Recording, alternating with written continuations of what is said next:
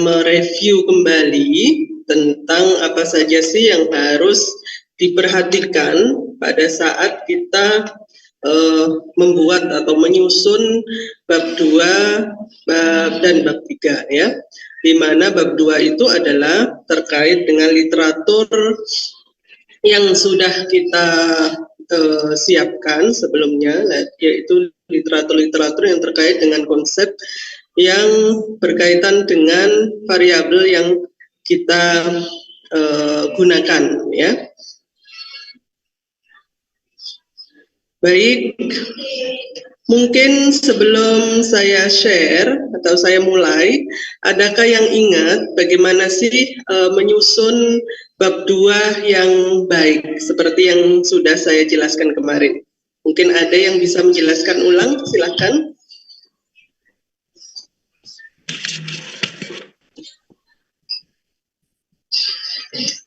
Mohon maaf ya, suara saya agak seksi karena baru sembuh dari sakit ya. Baik, adakah yang bisa menjelaskan ulang bagaimana sih menyusun bab 2 pada saat kita akan menyusun kerangka konsep ya. Sebagai bahan kerangka konsep di bab 3, maka kita akan menyusun konsep-konsep yang korelate dengan variabel yang kita gunakan.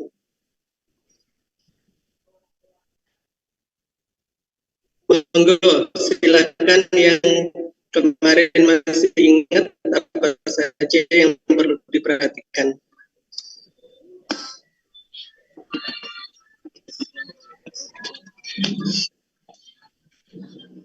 Ayo, ada yang masa nggak ingat semua? Atau saya tunjuk nama ini?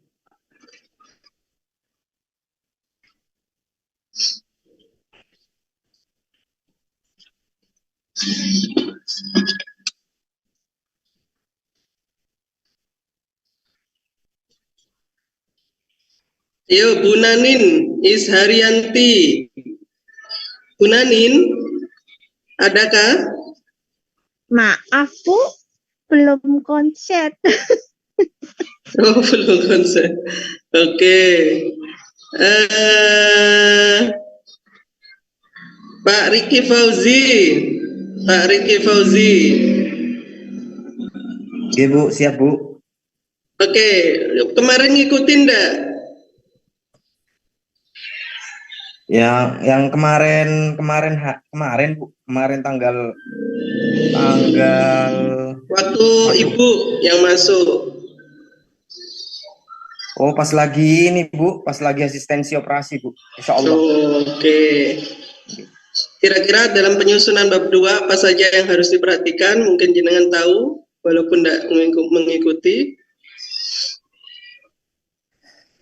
Untuk sementara kayaknya kan Ibu, apa namanya? Yang pertama saya ngertinya yang pendahuluan, yang pertama latar belakang, terus lagi kemarin itu tema sama judul Bu. Ada dua. Halo? Ya, halo. Ya. Pak Riki Fauzi belum selesai, sudah di-mute. Oke, yang lain mungkin Bu Yeni Eka. Yeni Eka.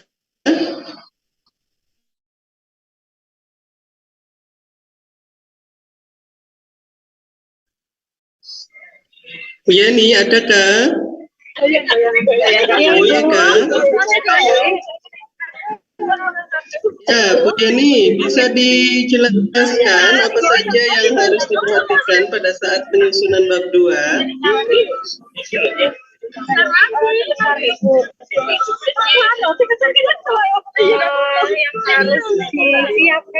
Oke, sepertinya nggak fokus. Oke. Bu Hosni. Ini kan sampai 3. Iya, mohon maaf saya di jalan Ibu. Ini bertanya tentang definisi. Oh iya. Oke, Pak. Oh iya.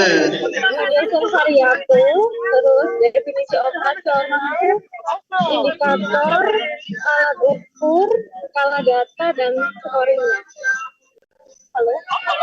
Ya, halo. Iya, itu. Mohon maaf saya di Oke, jalan. itu di definisi operasional. Sepertinya itu materinya Bu Roisa ya. Oke, baik ya. Mungkin ada yang tahu, yang masih ingat-ingat kemarin. Bab 2 itu apa saja sih yang harus disusun?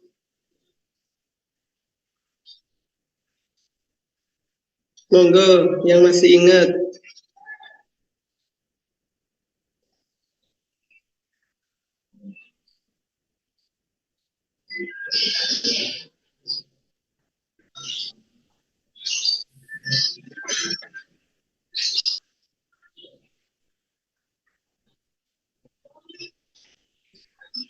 Untuk bab 2 tinjauan kepustakaan, Bu. Ya, ya, monggo. Penelitian dan hasil penelitian sebelumnya yang berkaitan. Oke, contohnya kalau membuat konsep yang bagus itu harus bagaimana kemarin?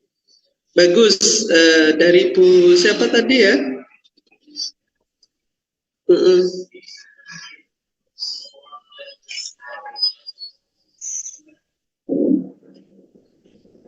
Dengan mengambil intisarinya saja, Bu. Ya. Untuk konsepnya dengan mengambil intisarinya saja.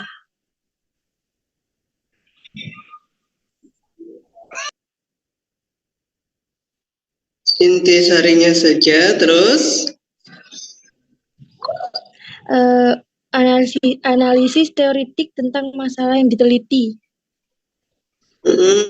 Terus?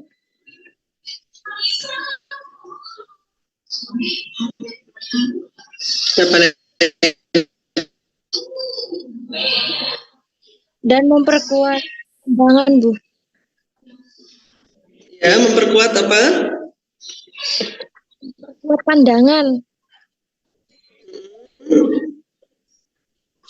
Tentang?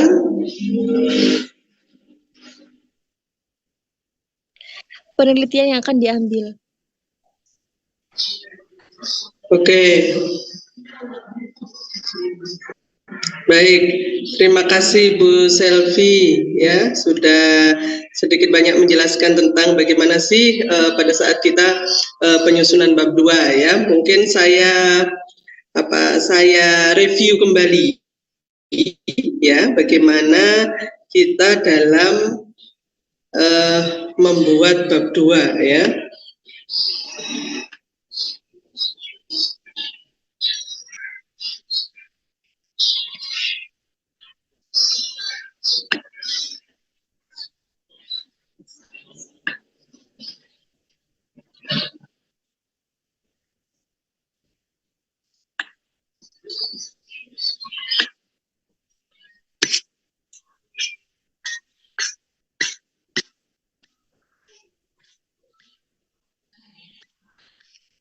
Sebentar, saya dengarkan. Baik, saya share sebentar.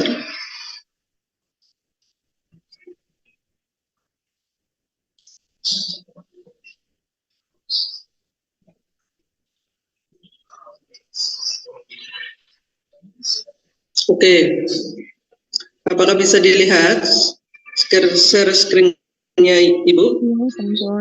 Sampun Bu. Bisa Bu.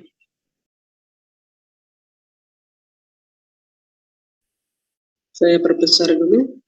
Yuk, ya Kak ya di bab 2 ya. Jadi yang perlu kita perhatikan di sini adalah bisa saja jenengan itu mengambil dari salah satu referensi ya,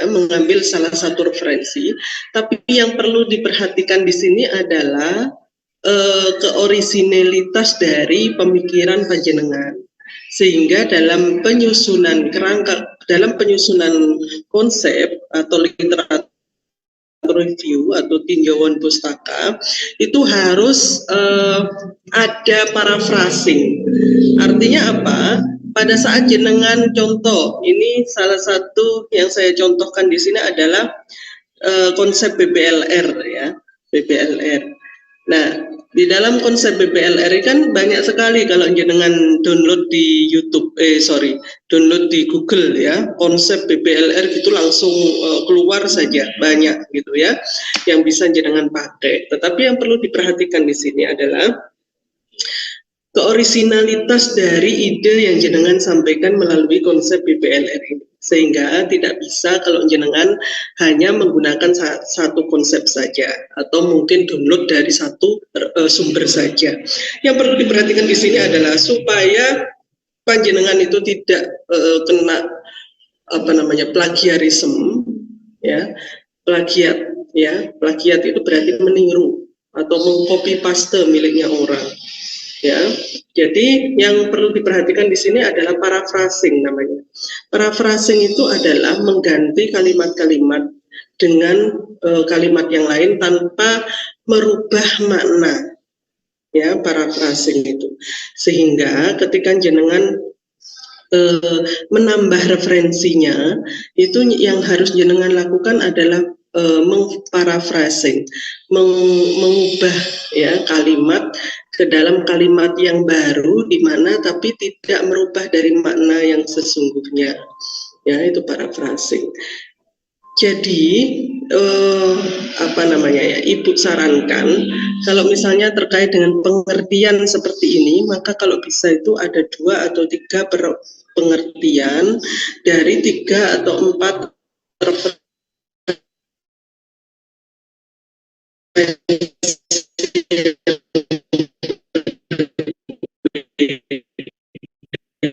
Putus-putus, Bu.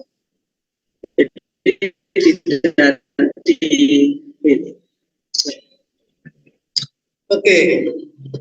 Ya, your internet connection in unstable ya. Oke, bisa didengar suaranya? Halo? Sudah ya? Oke. Jadi intinya setiap poin boleh saja jenengan itu download dari mana saja yang terbaru, bisa saja jenengan pakai, tapi yang perlu jenengan lakukan adalah menambah referensi lain di masing-masing subbagian.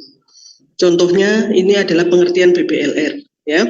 Nah, di pengertian BPLR ini kalau bisa gunakan 3 atau 4 definisi yang lain ya. Kemudian jenengan gunakan kalimat atau mungkin semacam kesimpulan ya. Jadi dari beberapa pengertian di atas dapat disimpulkan bahwa gitu ya. Jadi berat badan bayi lahir rendah adalah apa gitu. Ya, jadi bisa disimpulkan dari situ. Dan itu yang jenengan desain ini berarti itu sudah milik jenengan sendiri gitu.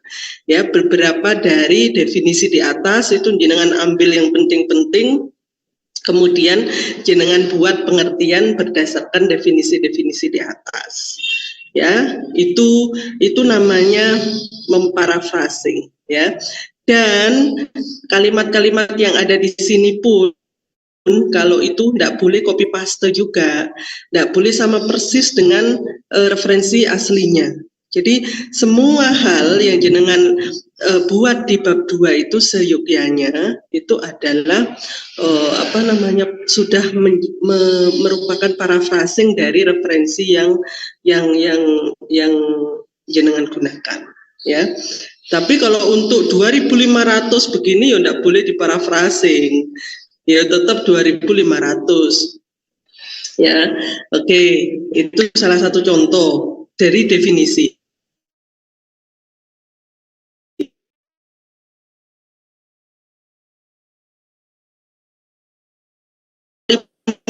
Referensi hanya untuk pengertian BPLR gitu, atau pengertian dari variabel yang jenengan pakai ya. Kemudian masuk di etiologi gitu. Etiologi menurut Proferati dan Ismawati 2020 itu ada faktor ibu, ada faktor sosial ekonomi, faktor janin.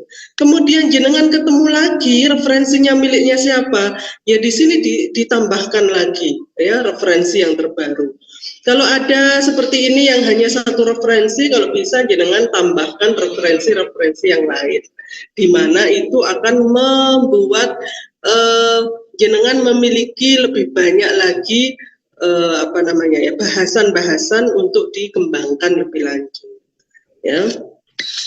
Kemudian kalau masuk ke manifestasi klinis, nah kalau bisa manifestasi klinis jangan hanya satu sumber, kalau bisa sumber-sumber yang lain. Misalnya di sini ada, jenengan ketemu lagi manifestasi klinis dari BPLR itu tidak hanya 7, ternyata jenengan nemu 10, 7-nya sama, yang 3 enggak, berarti jenengan di sini tinggal menambahkan, ya, menambahkan referensi yang lain, ya di sini. Nah, seperti itu. Nah, ya. Jadi jangan segan-segan, ingat ya, daftar pustaka itu bukan Al-Qur'an. Jadi boleh jenengan tambah ya. Kalau sudah kadaluarsa boleh jenengan buang gitu ya. Yang jelas yang diakui itu adalah yang update, yang terbaru. Dan ingat, referensinya harus apa? Kalau jurnal hanya 3 tahun saja, itu kalau masukan dari ibu, walaupun di luar sana 5 tahun masih boleh. Karena kalau sekarang saja jenengan menggunakan 3 tahun, tahun depan baru jenengan update, baru jenengan publish. Artinya itu sudah dihitungnya 4 tahun gitu. Ya, jadi kalau referensinya harus referensi yang terupdate. Kalau bisa ya kurang dari 3 tahun malah yang dipakai. Kalau misalnya terpaksa ya 3 tahun, ya maksimal 5 tahun. Kalau kalau rekomendasi dari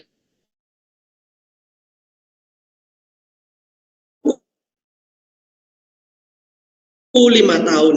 Kenapa? Karena jadi jangan berpikir kurang buku gitu ya. Yang perlu diperhatikan adalah jenengan harus mengumpulkan sebanyak-banyaknya jurnal dan buku yang bisa jenengan akses ya. Jadi kalau membuat proposal saja itu harus sudah lebih dari 25 referensi, hanya proposal gitu ya. Jadi Ibu harap dari 25 referensi itu 60%-nya itu adalah jurnal ya, dan 40%-nya baru dari buku ya. Kalau untuk level S2, S3 itu lebih ekstrim lagi, 80% itu harus jurnal dan 20% saja yang dari buku ya. Itu pun buku harus yang 5 tahun terakhir atau 3 tahun terakhir, jadi lebih ekstrim lagi ya. Jadi terkait dengan referensi harus diperhatikan ya.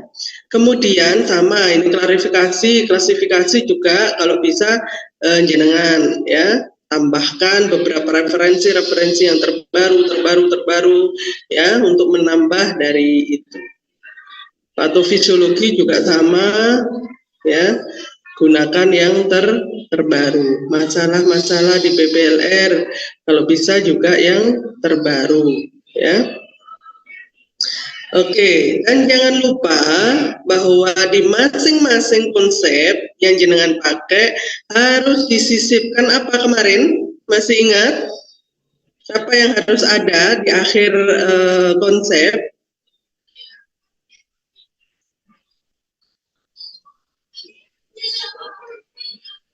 Halo? Dengar suara saya? Iya, Bu. Ibu, dengar, Bu. Lanjut. Oke. Apa kemarin yang harus ada di masing-masing konsep? Terakhir yang harus ada. Ada yang ingat? Jangan-jangan nggak ada yang Sumber ingat buku, sama Bu. sekali. Apa?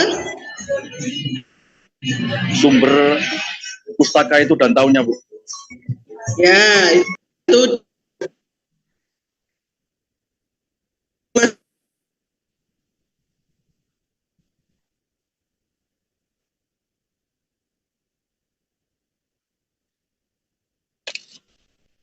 Aduh, sinyalnya kok putus-putus.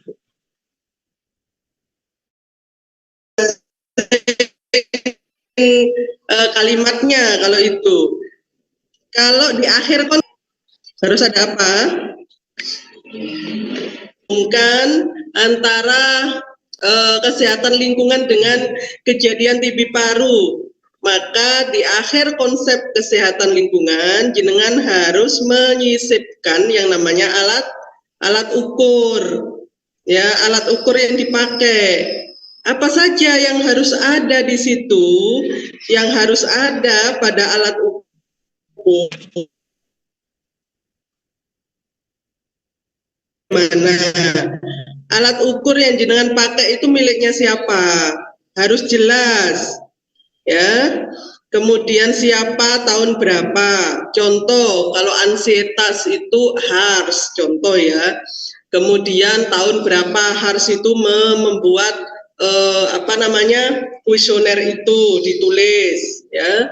Kemudian seandainya HARS itu kan orang luar, yang paling banyak dipakai itu HARS versinya siapa? Contoh HARS versinya Nur Salam tahun 2000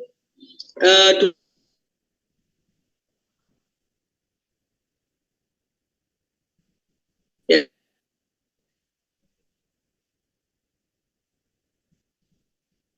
Putus lagi.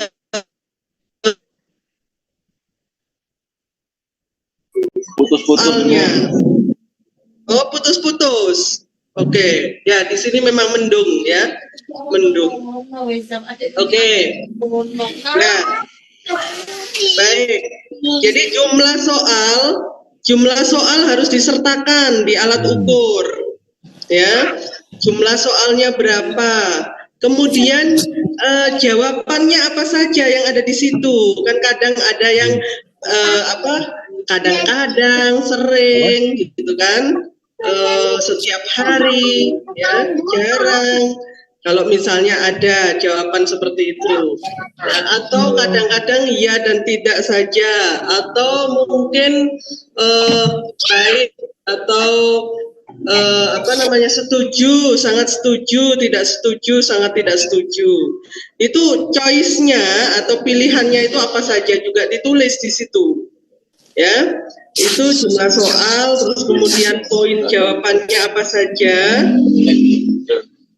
Kemudian jumlah soalnya tadi ya, kemudian berapa jumlah maksimal dari nilainya. Kemudian kategorinya apa saja. Ya, jadi seperti contoh di sini ya. Jadi seperti contoh ini alat ukur yang digunakan untuk Kira mau kemana? Minta apa tadi? Minta mana? Nah, ayo.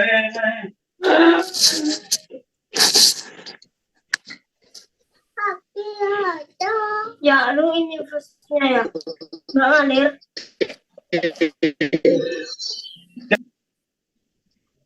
Ya. Jadi seperti yang dicontohkan, yang saya contohkan di sini ya. Jadi alat ukur yang digunakan untuk mengukur berat badan bayi adalah timbangan merek Leica BF2051 dengan spesifikasinya, kapasitasnya berapa, kemudian divisi warna putih, jarak tinggi, unit penggantian bagaimana, buka otomatisnya bagaimana, ya apa saja yang ada di timbangan tersebut itu dijelaskan secara detail. Timbangan Leica ini sudah didesain khusus secara nyaman digunakan oleh bayi dan dapat untuk mengukur tinggi badan dengan metode digital. Kalibrasinya berapa? Nah, ini kalau timbangan pengukuran apapun itu harus disertakan kalibrasinya. Jadi kalau misalnya jenengan mau mengukur timbangan, maka timbangannya harus dikalibrasi. Ya, jadi kalau misalnya alatnya baru itu biasanya akan disertakan kalibrasinya. Orang yang ngukur itu siapa itu pasti kalau di alat-alat yang baru itu pasti disertakan. Ya, jadi kalau bisa ketika jenengan menggunakan produk-produk yang untuk mengukur sesuatu kalau bisa yang baru, ya. Oke, ini salah satu contoh ya, salah satu contoh dari alat ukur yang dipakai. Ya, ini kalau menggunakan alat, ya. Jadi ini didetailkan sekali, ya. Di sini cara penggunaannya bagaimana itu dijelaskan, ya, seperti itu. Kemudian kalau menggunakan alat ukur seperti tadi, ini untuk yang alat ya, untuk yang alat seperti pengukuran bayi, ini alat. Nah, untuk yang kuesioner seperti tadi, jadi mulai dari itu siapa yang buat, choice atau poin pilihannya apa saja, kemudian dari itu nilainya maksimal berapa, kategorinya apa saja.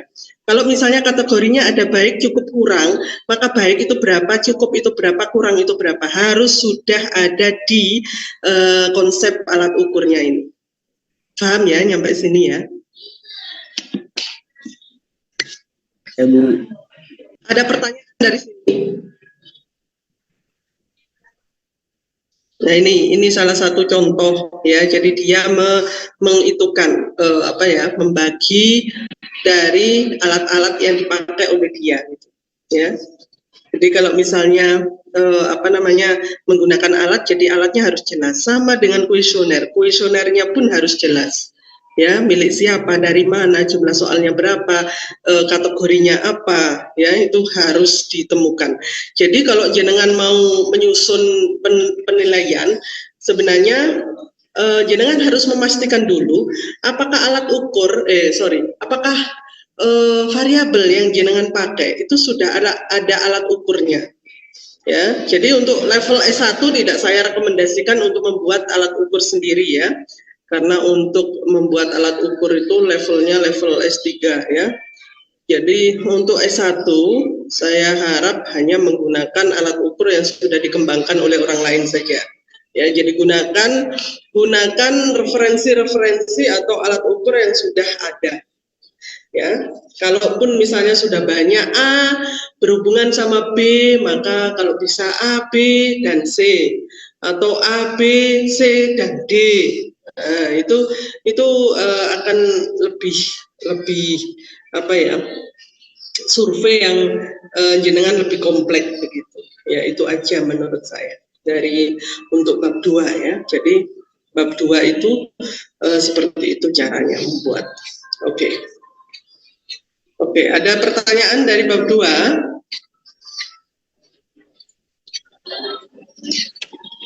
Mohon izin, Bu. Untuk atau tujuan pustaka itu misalkan di pengertian, Bu, kita ngambil dari misalkan Permenkes, Bu, ya. Permenkesnya itu misalkan tahun 2016 misalkan gitu. Boleh nggak, Bu? Soalnya kan kalau kan tadi dijelaskan waktuan jurnal sama buku aja. Kalau misalkan di Permenkes misalkan ada gitu gimana, Bu?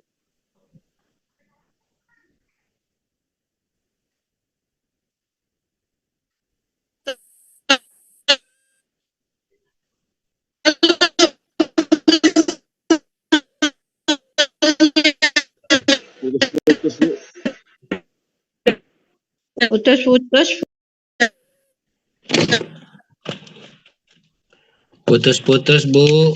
Nggak jelas. Nggak dengar.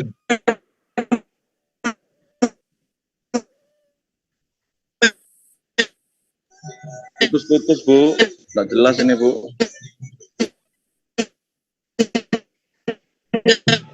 Kayak suara tawon, Bu. Dan lain sebagainya yang mendukung karena permen kan ya, jadi bisa saja dipakai. Oh, putus-putus ya. Oh, ya. Baik, sudah jelas? Halo? Belum, Bu, belum, Bu. putus-putus barusan Bu, nggak dengar Bu. Diulang lagi Bu, maaf. Oke. Ya, karena di rumah lagi mendung ini. Cuaca tidak bersahabat. Iya Bu, enggak Oke, apa-apa. ya. Jadi kalau halo, sudah ada yang mendengar suara saya? Lampung. Ya sudah Bu. Oke. Jadi Sudah, kalau Bu. ada referensi dari kebijakan-kebijakan yang terbaru, tapi terbarunya itu 2016 contoh misalnya ya. Kalau tidak menemukan yang lain, silakan dipakai. Tapi sepanjang masih ada referensi-referensi yang terbaru yang bisa dipakai, itu bisa jadi acuan bahwa ada SK dari Permen tahun sekian yang menggunakan definisi seperti ini, begitu. Ya, jadi tidak dijadikan sebagai referensi utama, tapi bisa jadi dijadikan rujukan, begitu. Kalau tidak ada yang terbaru, ya bisa saja dipakai.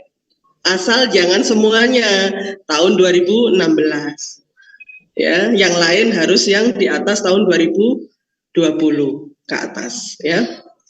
Begitu, Pak? Ya Bu, ya Bu. Ya. Baik, ini salah satu contoh juga alat ukur suhu tubuh, itu juga seperti itu. Ya, spesifikasinya dijelaskan secara detail, ya, sampai dengan penggunaannya dan lain sebagainya itu disertakan. Ya, itu kalau alat, ya. Oke. Kemudian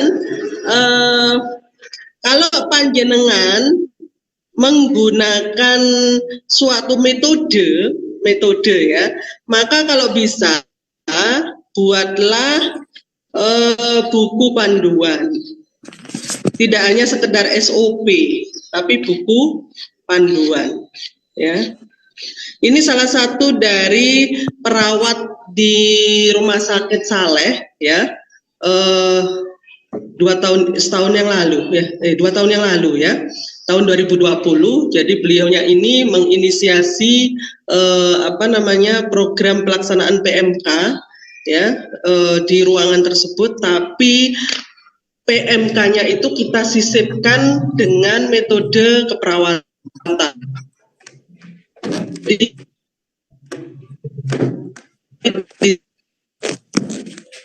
situ kita step by step-nya menggunakan konsep komunikasi terapeutik.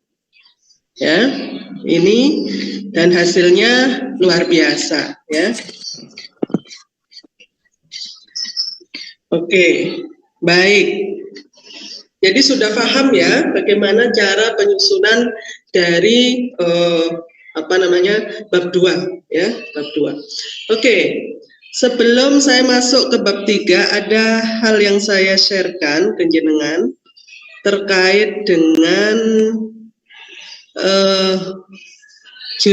jurnal review atau mapping jurnal, ya. Sebentar. Jadi mapping jurnal, kalau bisa yang namanya mapping jurnal itu jenengan menganalisis gitu, ya. Jadi contoh misalnya jenengan itu menemukan ada 5 referensi begitu ya, atau 5 jurnal yang mendukung penelitian jenengan, atau 10 jurnal yang mendukung penelitian yang jenengan. Maka 10-10-nya itu harus jenengan pastikan bahwa masing-masing ini mendukung dari penelitian yang jenengan lakukan. Contoh itu harus dibuat semacam seperti ini, mapping jurnal, ya.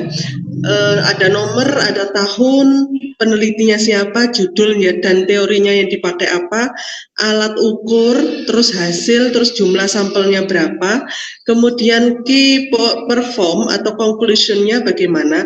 Kemudian ada satu yang harus jenengan analisis adalah rekomendasi, ya. Jadi di situ jenengan bisa membuat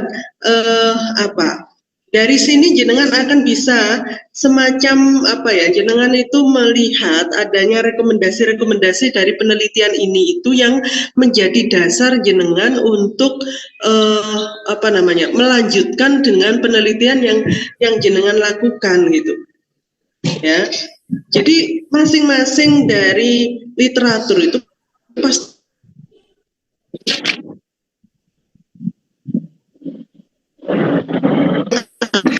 ada di situ, itu yang jenengan jadikan sebagai dasar untuk your internet connection in unstable. Jadinya pasti putus-putus suara saya ini. Oke. Halo? Dengar suara saya? Dengar. Oke. Ya. Jadi salah satu contoh dari 10 jurnal yang jenengan kumpulkan itu, jenengan harus mencari literatur atau jurnal-jurnal yang pada akhirnya itu akan membenarkan bahwa penelitian jenengan ini itu diperlukan untuk diteliti lebih lanjut. Ya, jadi seandainya ada penelitian sebelumnya itu jumlah sampelnya itu 20, jumlah sampelnya itu 50, jumlah sampelnya itu 15 ya. Kemudian dari situ jenengan menemukan banyak sekali hal-hal yang tidak konsisten di situ. Maka bisa jadi jenengan dengan menggunakan bahan itu untuk mengkoreksi dari hasil miliknya orang tersebut, boleh saja gitu. Ya. Jadi kalau misalnya jenengan menginginkan, saya kok ingin mengkoreksi hasil penelitiannya ini Bu, koreksinya di mana? Di alat ukur, kemudian di sampelnya, kemudian di apanya lagi, kemudian di teori judulnya, tidak sama Bu. Oke, jenengan harus memiliki semacam justifikasi atau semacam pembenaran bahwa penelitian saya ini memang sama dengan miliknya si A. Tapi saya ini loh yang perlu saya luruskan di sini. Saya itu berbeda dengan si A. Bedanya di mana? Itu harus jenengan harus muncul di bab 1. Kalau enggak, berarti jenengan sudah plagiat. Makanya kalau judul sama, itu kenapa tidak boleh? Karena untuk membenarkan jenengan mengambil dengan judul yang sama itu berat. Kenapa? Karena jenengan harus mempertimbangkan atau menganalisis lebih jauh tentang kesalahan dari hasil penelitian.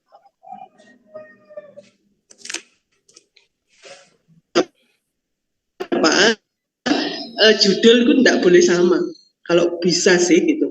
Jadi kalau bisa, walaupun di kampus itu disampaikan pokoknya di Garuda sama di kampus tidak ada yang sama, boleh kok lanjut gitu.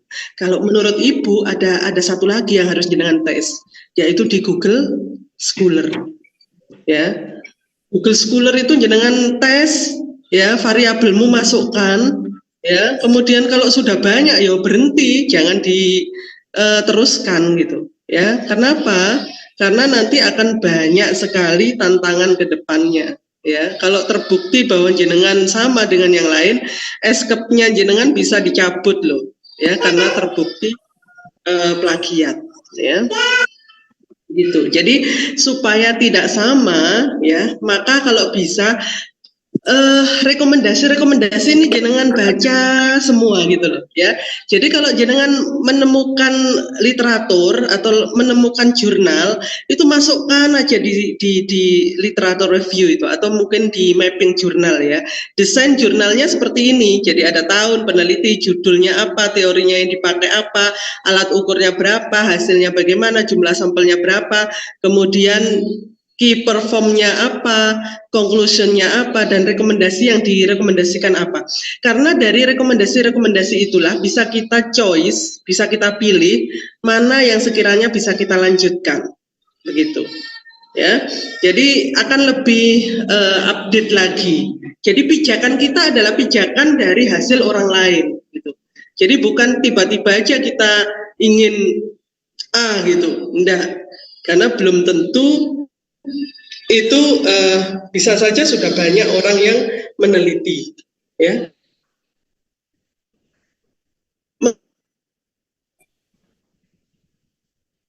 Ya, jadi apakah jenengan itu berdasarkan literatur review dulu, baru kemudian melihat ke lapangan, ataukah jenengan ke lapangan dulu menemukan masalah, baru kemudian jenengan ke literatur review atau ke ketinjauan pustaka, ya.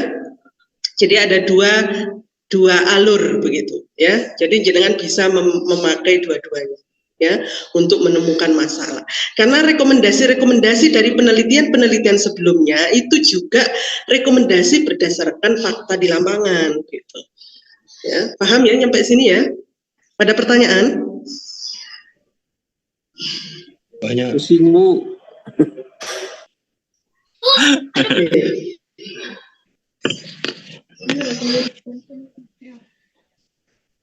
Ya.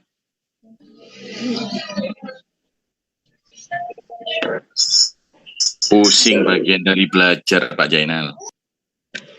Iya, Om.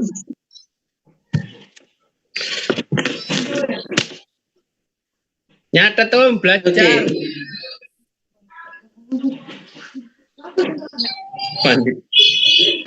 Pandi. Badan anak rumah sakit Lombok. Keluar kamu. Oke. Kemudian kita akan masuk ke bab 3. Ya. Ya. Ini salah satu contoh dari bab 3, ya. Jadi setiap kita masuk ke contoh bab 3 itu kerangka konsep. Maka kerangka konsep adalah gitu ya. Jadi kerangka konsep merupakan ini kurang ini. Harusnya gini. Kerangka konsep merupakan itu. Ya. Oke, ini harus dengan referensi, ya, miliknya siapa, nama, ya, nama dan tahun, ya. Kemudian nah ini salah satu contohnya kemarin, ya. Jadi dia mencoba untuk memberikan solusi dari bayi berat badan lahir itu dengan menggunakan metode kanguru, di mana outcome-nya adalah berat badan dan suhu.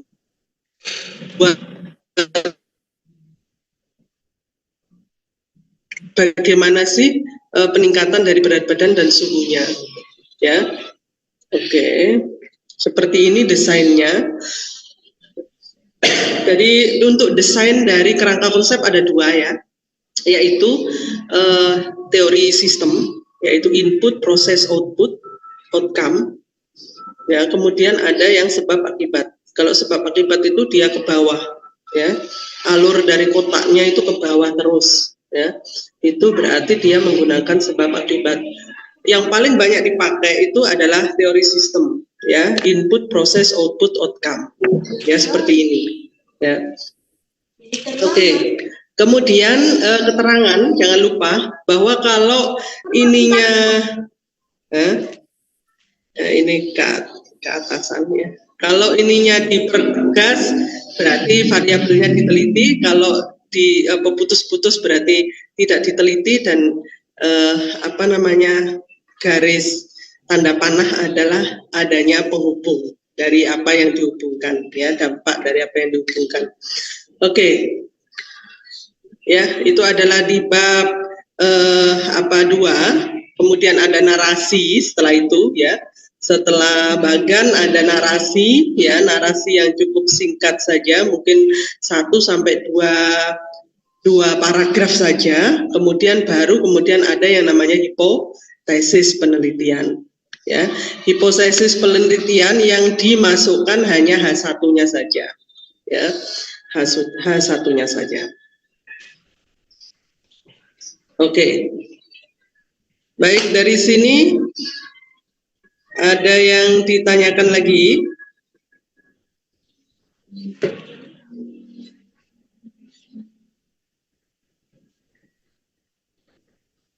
Oke,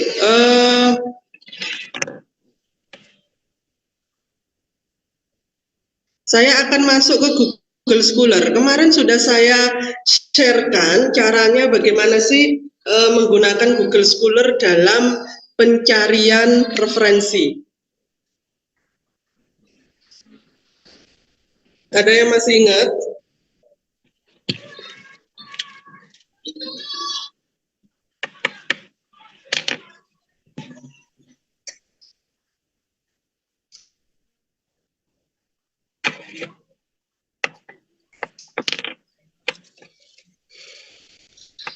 Ini contoh adalah pikiran dan stres.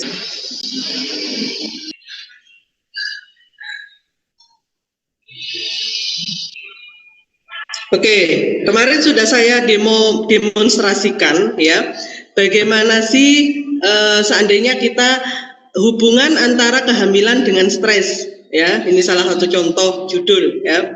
Oke, apa saja yang perlu kita perhatikan pada saat kita masuk di Google Scholar? Ada yang masih ingat apa yang harus kita lakukan?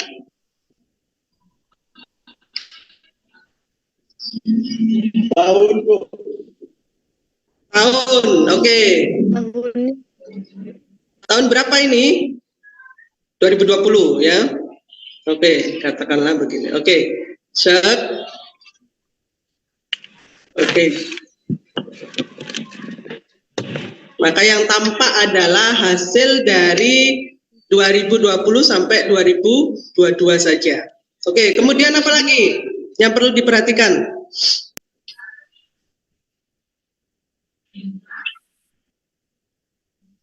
Oke, jadi pilihlah jurnal-jurnal yang PDF-nya atau websitenya itu muncul. Jadi contoh ini tidak ada, ini juga nggak ada, ya. Bawahnya ini juga nggak ada. Kalau ini ada, berarti pilihlah yang ada HTML-nya. Ya, ini juga nggak ada. Berarti seperti ini tidak bisa atau jangan ya, kita tidak merekomendasikan untuk digunakan. Paham ya? Oke, bagus. Yang kedua, yang ketiga. Ya, jadi apapun yang jenengan teliti nanti, usahakan ada referensi dari luar negeri. Ya.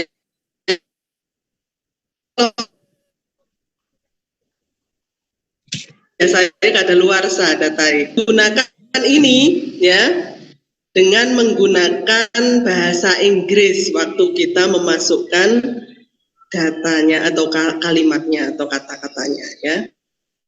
Kalau ini sudah bahasa Inggris, maka yang ada adalah semuanya pasti bahasa Inggris ya, walaupun Indonesia tapi dia sudah connect dengan luar negeri ya, pasti bahasa Inggris.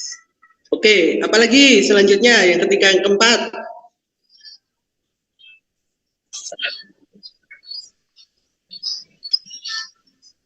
Oke, apalagi? Apa kemarin? Nah, apakah yang sudah kita download tadi bisa kita save? Belum. Contoh ini saya pakai gitu kan. Nah, bagaimana cara nge-save-nya saya?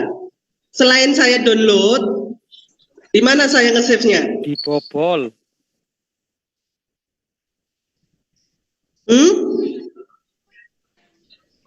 Di mana? Bobol, Bu. Di Bobol. Ya, jadi di sini. Ya, di tanda bintang ini adalah save. Kalau ini diklik, maka secara otomatis dia akan nge-save di My Library. Jadi kalau jenengan punya Google Mail, di Google Mail itu pasti ada My dokumen apa namanya? Ada My Library ya. Jadi jenengan punya perpustakaan pribadi di emailnya jenengan ya. Jadi kalau misalnya jenengan mau ini dimasukkan ke situ, maka secara otomatis create new. Jadi di situ apa sih yang perlu saya saya save di situ, boleh. Jadi biar nggak hilang. Ya, jadi di sini misalnya di create apa ya tentang stres dan grafit.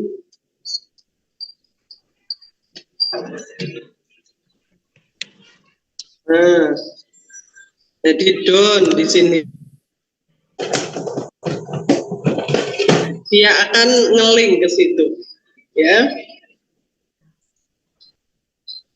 Nah, secara otomatis dia akan nge-save di My Library, ya. Kemudian kalau misalnya secara manual, ya, secara manual, citasinya atau kita mengcopy citasinya ada di mana? Kalau, Ada titik 2, Bu. Ya, ya. Jadi di sini, ini diklik. Maka secara otomatis akan muncul citasinya, ya. Ini langsung bisa di-copy, ya. IPA yang kita pakai, maka IPA semuanya. Gitu. Ya, ini tinggal di-copy, di-kopas ke Word yang sudah kita buatkan untuk daftar pustaka. Ya. Lebih bagus lagi pakai Mendeley. Kalau Mendeley itu yang digunakan adalah jurnal-jurnal yang kita download tadi. Kita masukkan semuanya, kita download pakai Mendeley, maka secara otomatis dia akan membuat dengan sendirinya jurnal-jurnal yang sudah kita pakai. Itu lebih simple lagi. Kalau misalnya masih pakai manual, maka gunakan citasi yang ada di sini. Oke. Kemudian apa pertimbangan kita untuk memilih ini bagus atau tidak? Salah satunya adalah dengan banyaknya yang mensitasi. Ya. Ya. Kalau banyak yang mensitasi, maka itu berarti tandanya bagus. Oke. Ya, dari sini ada pertanyaan terkait dengan penggunaan Google Scholar.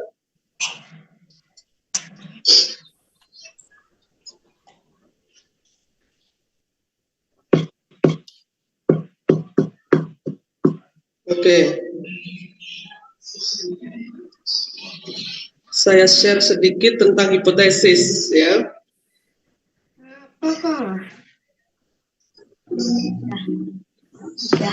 Mana lagi? Dia buku.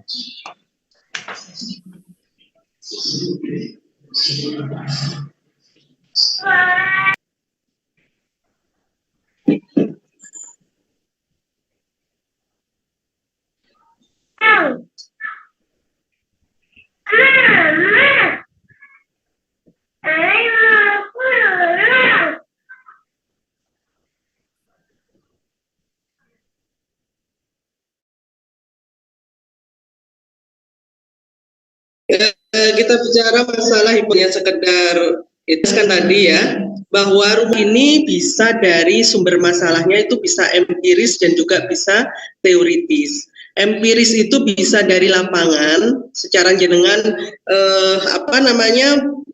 praktek pelaksanaan dari asuhan keperawatan, kemudian jenengan menemukan beberapa masalah, maka itu adalah empiris. Sedangkan teoritis adalah berdasarkan dari teori-teori yang ada. Contoh tadi, rekomendasi-rekomendasi dari teori-teori yang sudah digunakan.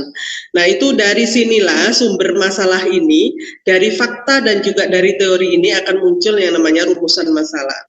Jadi kalau bisa, jenengan jangan pusing-pusing nyari judul, yang harusnya dipusingkan adalah masalahnya. Masalahnya opo dhisik. Ya, baru kemudian kita akan cari referensi-referensi terkait. Jangan kebalik, jenengan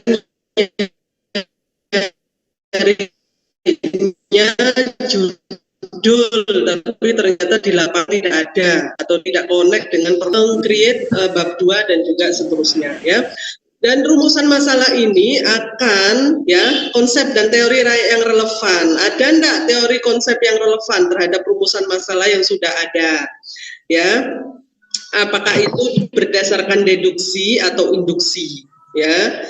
Deduksi itu dari yang dari yang luas dulu ke yang lebih sempit, sedangkan untuk induksi itu dari yang sempit atau topik tertentu ke yang luas. Jadi terkait dengan konsep teori yang relevan ini. Baru dari konsep teori yang relevan inilah muncul hipotesis. Hipotesis itu adalah suatu asumsi dasar ya bahwa layak enggak ini untuk diteliti. Ya, nah dari hipotesis ini akan muncul nanti terkait dengan metode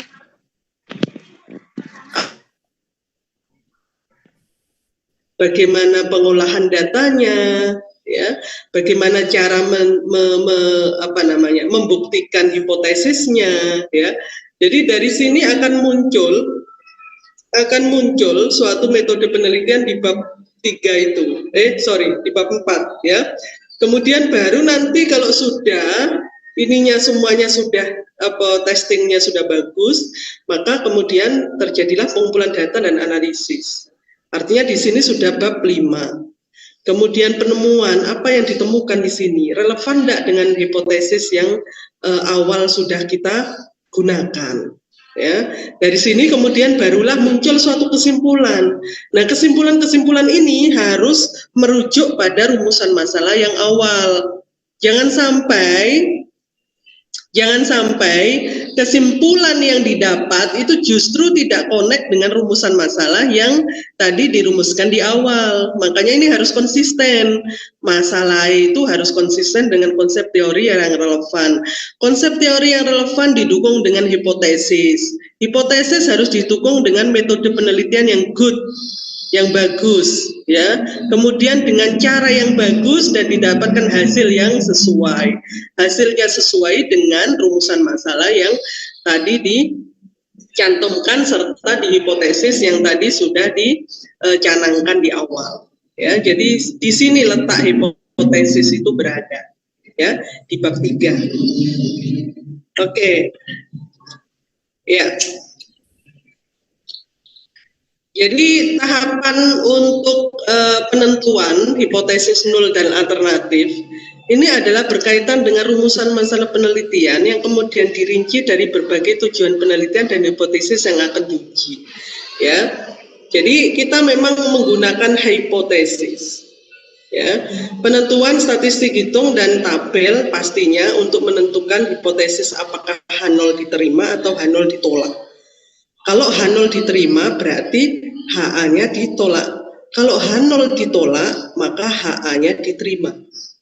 Ya, jadi yang kita tulis adalah HA-nya atau H1. Tapi dalam perbandingan statistiknya adalah penentuannya adalah H0. Kalau H0 ditolak maka HA diterima. Artinya apa? Ada hubungan. Tapi kalau H0 diterima berarti H ditolak.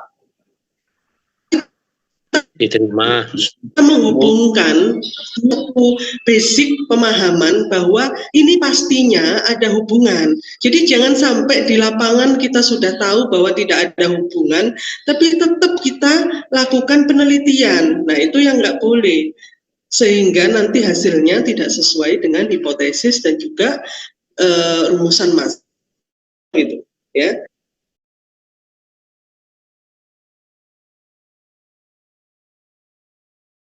Jadi hipotesis itu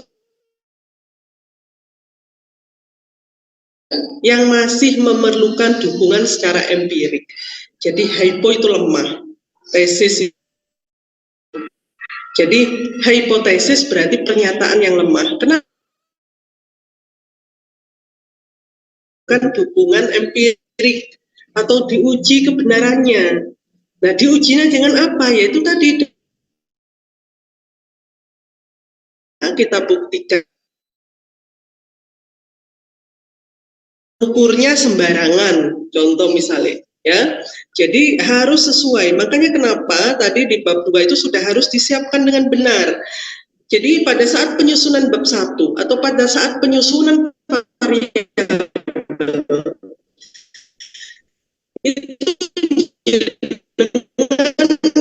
itu sudah harus bagaimana, itu harus sudah benar-benar dicari informasinya bahwa alat ukur yang paling bagus itu ini, miliknya si ini, ya, itu harus ditentukan sehingga pada saat penyusunan bab 2 itu sudah nggak lagi nyari-nyari alat ukurnya, itu sudah kita pakem di situ. Jadi makanya kenapa di penyusunan skripsi atau penyusunan apapun itu makalah, bab 1 itu menentukan, karena ketika bab 1 itu sudah selesai, sebenarnya semuanya itu sudah selesai, ya, karena basicnya itu ada di bab 1.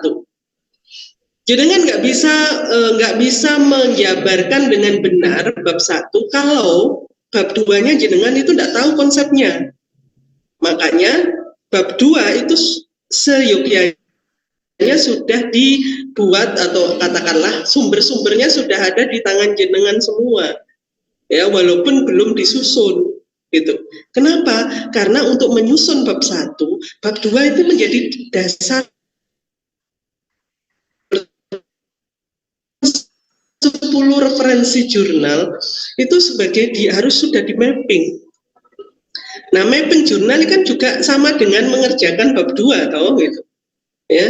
Jadi kembali lagi sebenarnya kalau sudah bab 1 selesai, bab 2, 3, 4 itu sudah selesai secara otomatis gitu. Karena kita sudah mempersiapkan semuanya di bab 1.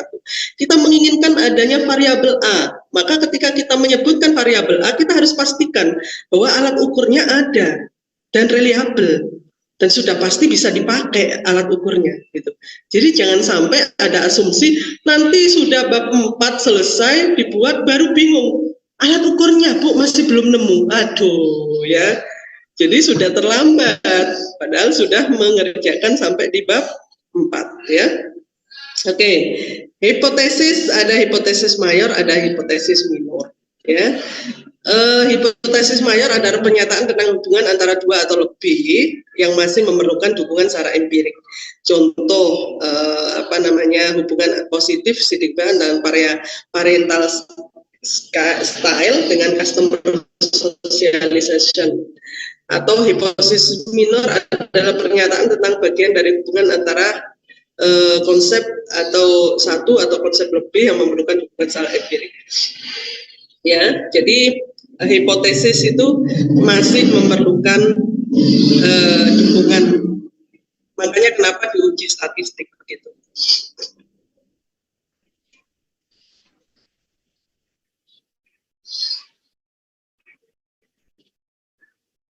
Oke, yuk.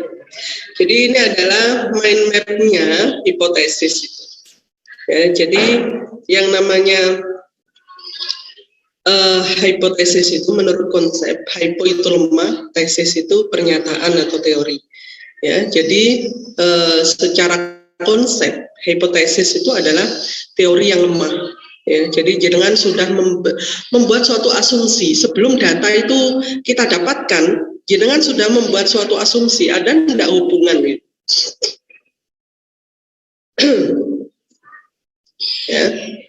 Oke, untuk jenisnya itu ada H0 dan juga ada HA atau H1 atau alternatif, ya. Kemudian untuk kesalahan, ya, kalau diterima berarti H0 benar. Ya, kalau H0 benar, kemudian deskriptif, komparasi dan juga korelasi bisa dipakai di mana saja, artinya di deskriptif pun bisa, komparasi pun bisa, kemudian korelasi pun bisa untuk hipotesis. Untuk arah tujuan itu ada 1 dan 2, one tail atau two tail, ya. Untuk prosedurnya itu formula hipotesis, taraf nyata dan kriteria pengujian uji statistik dan kesimpulan, ya. Nanti di statistik jenengan akan dikenalkan seperti ini. Ini adalah arah uji hipotesis, ya, nanti akan itu kan lebih lanjut di sana. Saya hanya mengkonekkan antara hipotesis di bab 3 dengan yang akan jenengan lakukan nanti di bab 4, ya, karena ini berkaitan gitu, ya. Jadi kalau di situ pokoknya ada hubungan gitu. Apa hubungannya ini dengan bab selanjutnya? Ini ada hubungannya, ya, di sini. Ya, jadi untuk penentuan alfanya itu apakah tutil atau wantil itu menyesuaikan dengan errornya, ya. Nah, jadi hipotesis nol dan hipotesis alternatif, ya. Kalau nol, hipotesis nol itu pasti tidak ada hubungan. Jadi dia menolak semua hubungan, perbedaan atau komparasi atau apapun itu, masing-masing variabel itu tidak ada hubungan. Itu kalau H0, ya. Tidak ada beda hubungan atau pengaruh. Sedangkan hipotesis alternatif itu adalah merupakan lawan dari hipotesis nol. Ya, jadi ini adalah interpretasi adanya perbedaan hubungan atau pengaruh. Ya, makanya biasanya HA. Ya, itu yang biasanya ditulis di bab 2, ya. Jadi kalau hasilnya nanti akan, jadi bukan untuk menentukan hipotesis alternatif, yang diuji adalah hipotesis nolnya, gitu, ya. Jadi hipotesis nolnya diterima atau ditolak. Kalau diterima berarti hipotesis alternatifnya ditolak. Kalau hipotesisnya nolnya ditolak, maka hipotesis alternatifnya diterima. Udah, itu aja. Makanya hipotesis alternatif yang dituliskan di situ. Oke. Ya. Oke, mungkin itu saja. Kalau kayak gini nanti jenengan dapatkan di itu, ya, ada di biostatistik. Oke, itu hanya supaya jenengan paham bahwa apa yang kita bicarakan ini nanti berkaitan dengan yang akan dibahas di biostatistik dan juga di bab selanjutnya. Oke, dari sini ada yang ditanyakan?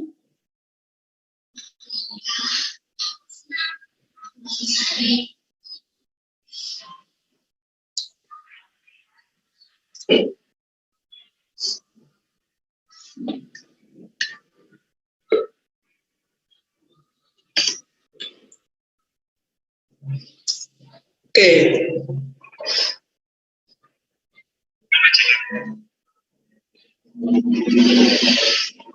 Tidak ada yang ditanyakan lagi. Saya anggap semuanya sudah paham.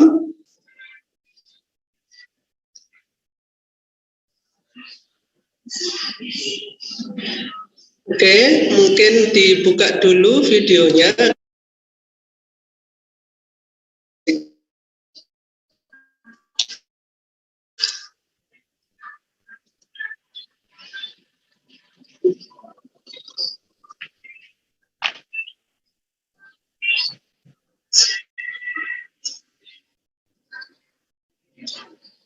Oke. 1, 2.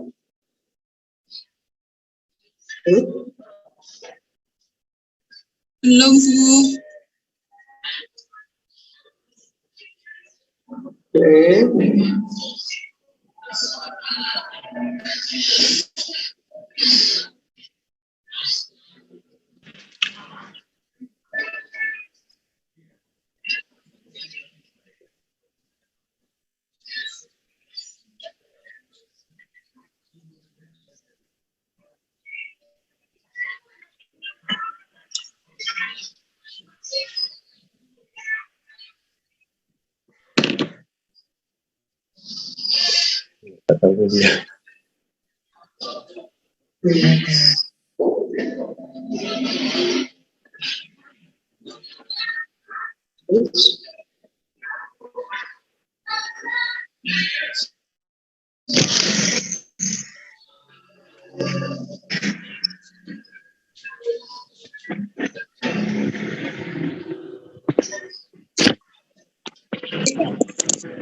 Baik, ada yang bawa laptop? Pakai laptop enggak ini?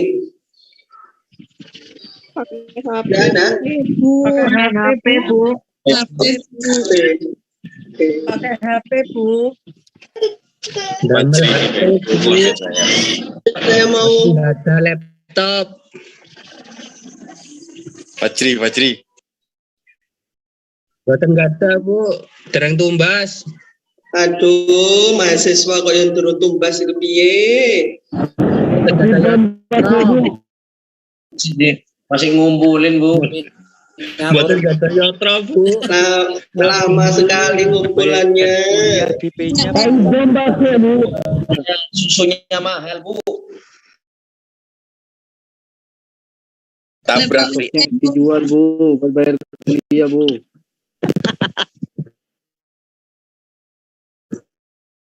Maklum, Bu. Pasti beli susu, repot beli susu, Bu. Alasan Abu Nawas.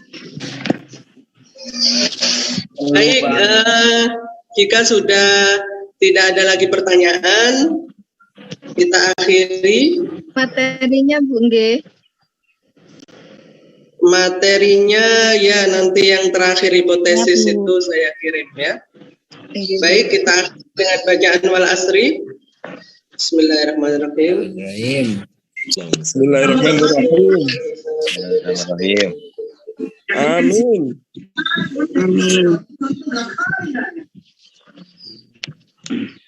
Terima kasih. Assalamualaikum warahmatullahi wabarakatuh.